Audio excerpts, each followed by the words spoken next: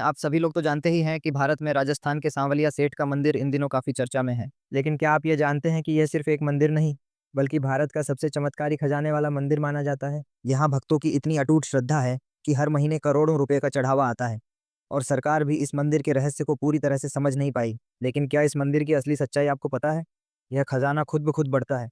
लोगों की मुरादें रातों रात पूरी होती हैं। यहाँ की तिजोरी में कितना पैसा है, इसका कोई सही रिकॉर्ड नहीं।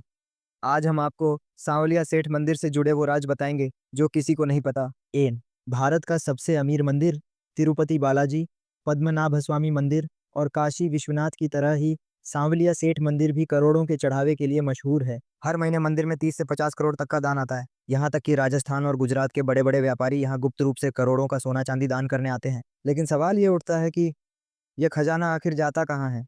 इस मंदिर के पैसों का इस्तेमाल क्यों नहीं किया जाता? 2 मंदिर का रहस्यमयी इतिहास, द मिस्टीरियस हिस्ट्री ऑफ सनवालिया सेठ। कहा जाता है कि मंदफिया गांव में खुदाई के दौरान भगवान कृष्ण की 3 मूर्तियां मिली। जब इन मूर्तियों को मंदिर में रखा गया तो अचानक लोगों के सपनों में सांवलिया सेठ आने लगे। इसके बाद से ही यहाँ दिव्य चमत्कार होने लगे।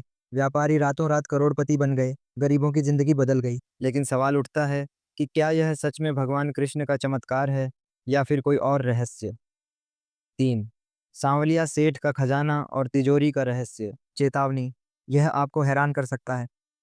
क्या सांवलिया सेठ की तिजोरी कभी खाली होती है? मंदिर में रोज लाखों की नकदी, सोना और चांदी दान किया जाता है। लेकिन जब भी मंदिर प्रशासन ने इस खजाने की गिनती करने की कोशिश की तो कई रहस्यमयी घटनाएं हुई। ऐसा कहा जाता है कि जितना पैसा निकाला जाता है उतना ही अगले दिन फिर वापस आ जाता है। क्या मंदिर का खजाना कभी खोला गया?